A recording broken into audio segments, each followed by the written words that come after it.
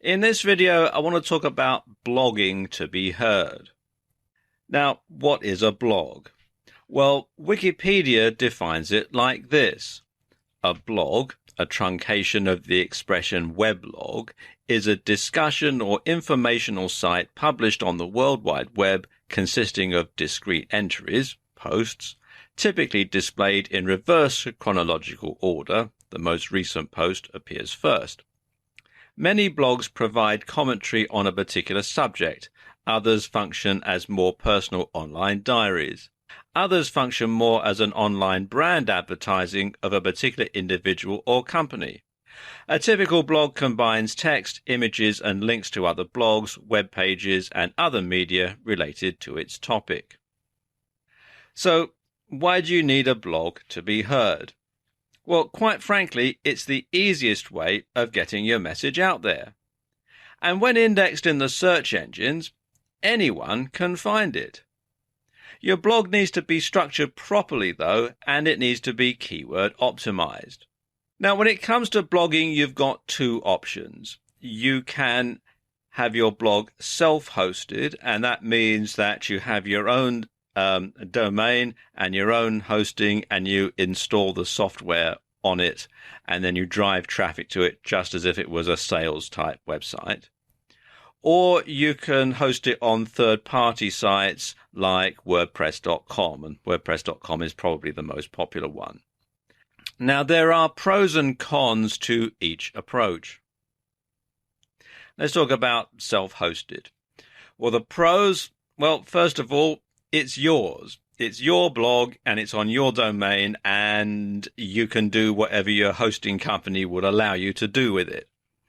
You can have your own domain, which means that it's much easier for people to remember it, and you can personalize it with plugins, so you can have things like your latest tweets showing in a sidebar and that sort of thing. Now, the cons are, well, first of all, you have to pay for domain and hosting, and depending on your hosting company, that can be quite expensive. And also, blogs, and particularly WordPress blogs, can be vulnerable to hackers, particularly if you're using shared hosting. You might find that a hacker gets into another blog that's hosted on the same server and then is able to attack yours, almost via a back door. So that is a problem that a lot of people who have self-hosted blogs have to face. Now, what if you're going to host it on sites like WordPress.com? Well, the pros, first of all, it's free. You might have to pay extra for a domain name if you want a domain name, just like you would if it was your own self-hosted blog. You can actually have your own domain name, but they do charge extra for that, and quite substantially more than you would pay to have your own domain name if it was on your own hosting. But they do have bulletproof security. I mean, the good people at WordPress are very good at making sure that the bad guys don't get in. So your chances of being hacked on WordPress.com are much lower than they would be if you have it on your own hosting. And blogs on WordPress.com get indexed very quickly. The spiders from Google and other search engines visit the site several times a day, and you can find that your blog itself and the posts that you put on your blog do get indexed very quickly indeed.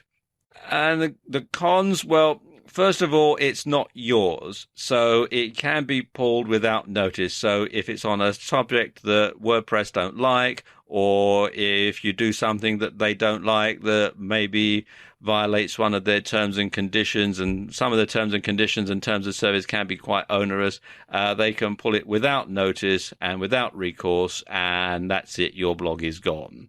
So that's a big downside to doing it this way. And there are some restrictions on the sort of subject matter that you can have. There are some restrictions on the type of uses that you can put it to. Some blog hosts don't allow you to do any sales from it, that sort of thing. And some blog hosts, not necessarily WordPress.com, but some blog hosts will also put AdSense advertising on your blog that they get all the proceeds from. So There are pros and cons to having it hosted on a third-party site. Now, how do you set up a blog? Well, let me show you. It is actually very simple. I'm going to use WordPress.com for this demonstration.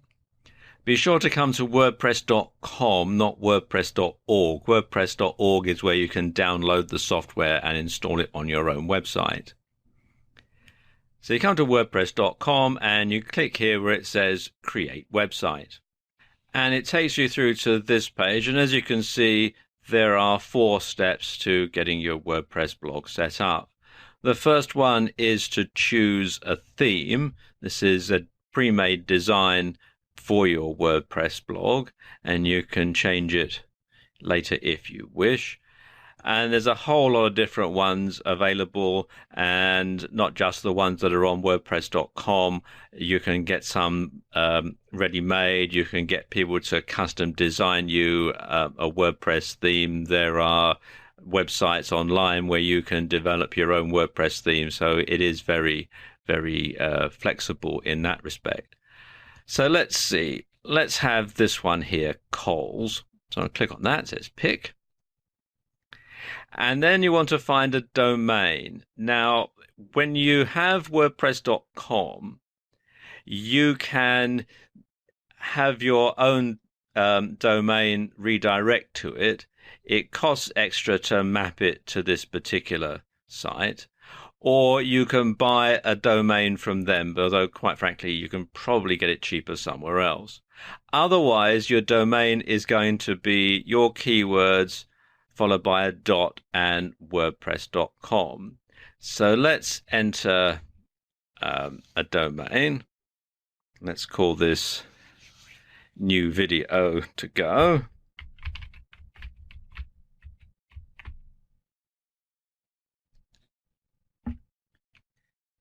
And I can have it new video to go.wordpress.com for free, or I can have all these other versions for an extra cost. Now, I'm in the UK, so it's giving the prices in pounds sterling.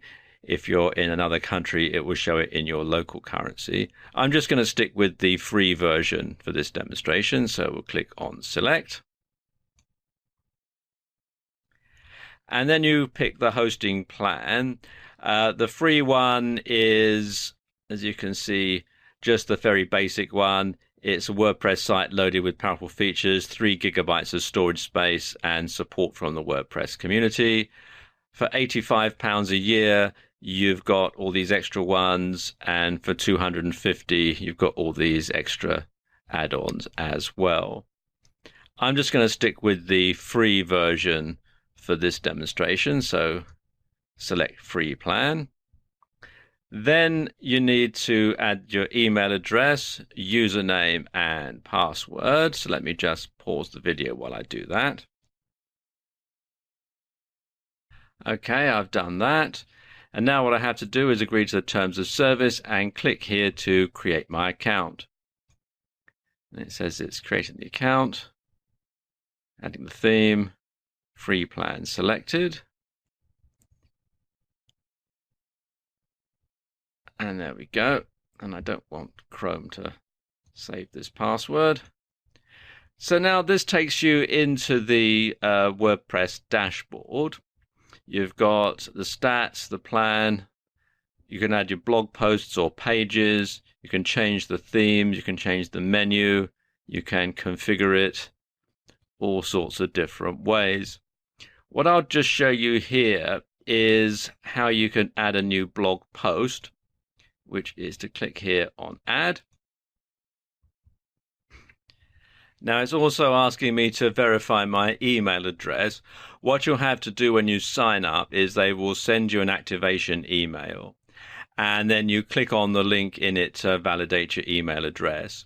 Your blog site won't actually show until you do that, but you can still get everything set up ahead of time.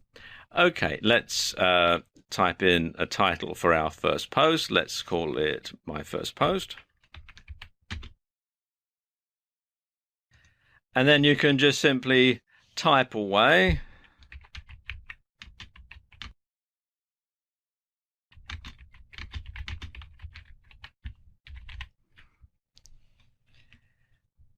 And you can preview it by clicking on this button here. And you can see this is what it will look like. And then you can publish it and have it up online right away. And you can see what it's going to look like on a PC. You can see what it's going to look like on a tablet. You can see what it's going to look like on a smartphone. And of course, one thing about having your blog hosted on WordPress.com is it does get indexed very quickly. So you can get your site out there and get heard much more quickly than by other means. So there's pros and cons to both, like I was saying earlier on. So there you go. That's why you need a blog in order to be heard and how you can set one up.